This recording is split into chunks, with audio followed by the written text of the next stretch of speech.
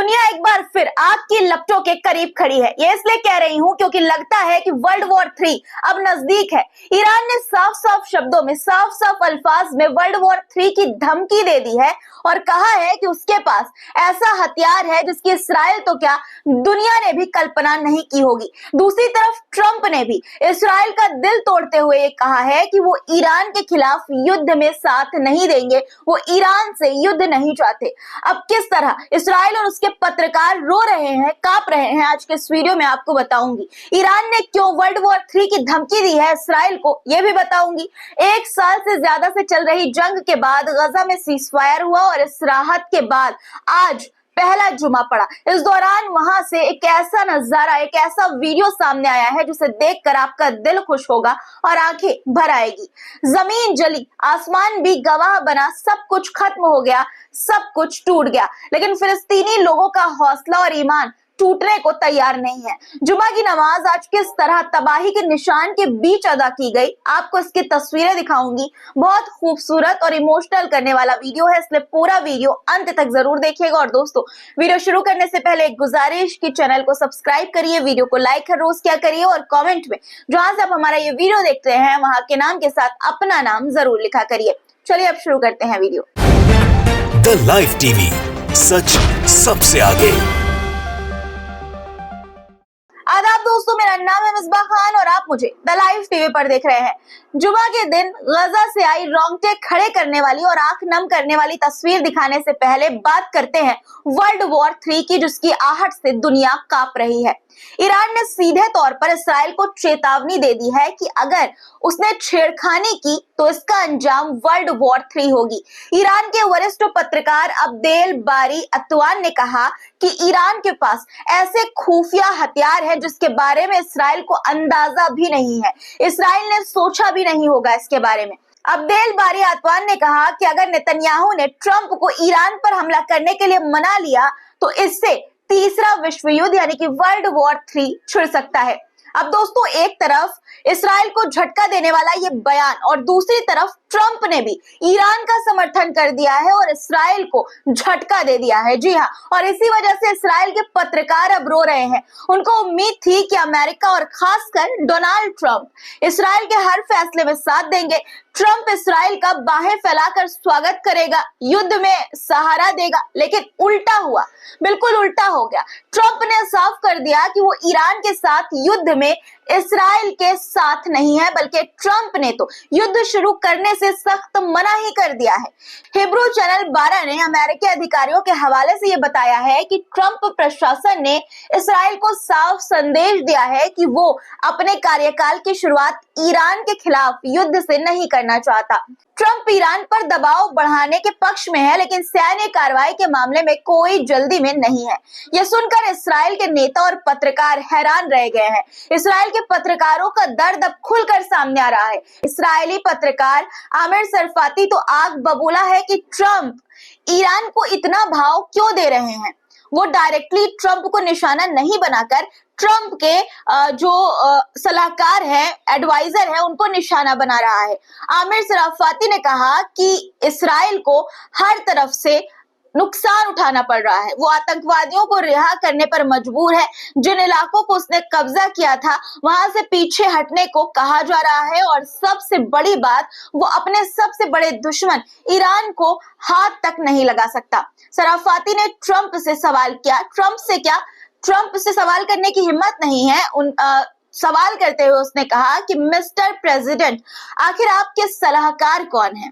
मतलब सारा दोष सलाहकार यानी कि एडवाइजर पर मढ़ दिया गया। ट्रंप से बुराई ले नहीं सकते, लेकिन अपनी बात कहनी है, इसलिए एडवाइजर का नाम लेकर ये पत्रकार अपनी बात रख रहा है। देखिए कैसे इसराइल को बेचारा और मजबूर, मासूम दिखाने की कोशिश कर रहा है ये। अरे भाई, क्या इसराइल मंदिर का घंटा है कि कोई भी आकर बजाकर चला जा रहा है? बताइए दोस्तों, इनकी बातों से यही लग रहा है। अब बात करते हैं ईरान के रेवोल्यूशनरी गार्ड्स के chief commander major general Hussein Salami की। उनका कहना है कि इस्राएल के अधिकारियों का एक के बाद एक इस्तीफा देना साफ इशारा करता है कि गजा के खिलाफ इस युद्ध में इस्राएल को करारी हार मिल रही है।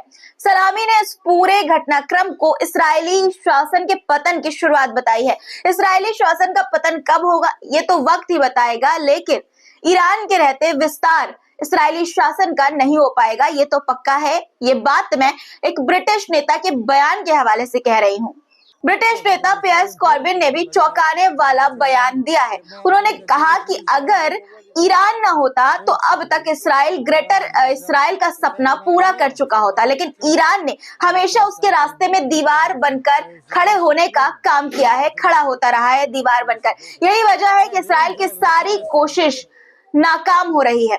इसका मतलब साफ है कि ईरान सिर्फ एक देश नहीं बल्कि इस्राएल के विस्तारवादी एजेंडे के खिलाफ सबसे बड़ी दीवार, सबसे बड़ा रोड़ा बन चुका है।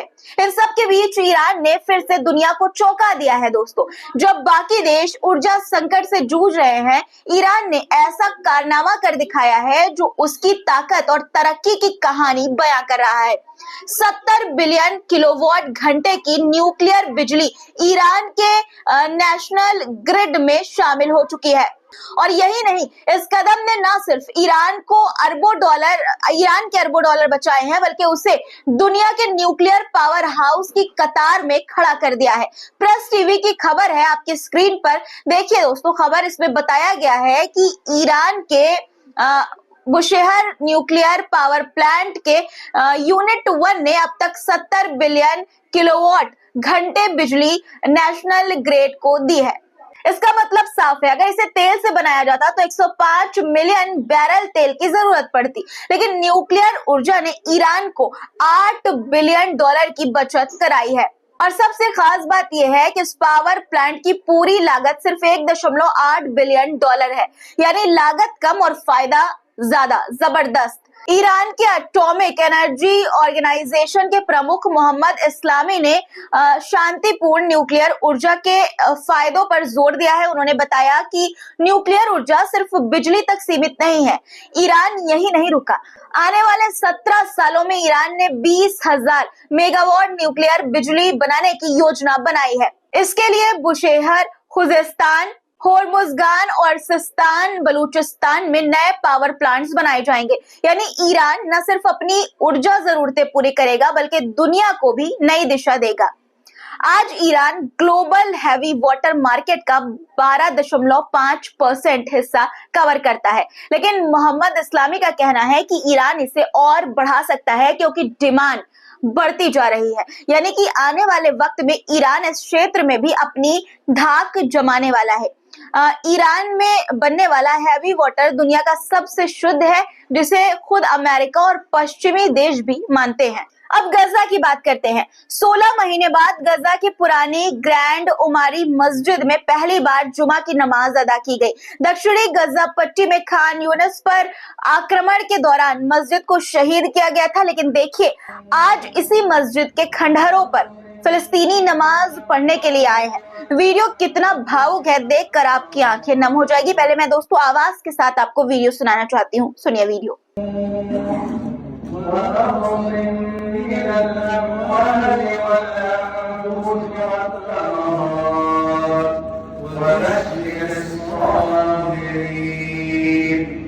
ये सिर्फ इबादत नहीं है, ये उनके ईमान और हौसले यानी कि फिलिस्तीनियों की ईमान और हौसले की जीत है।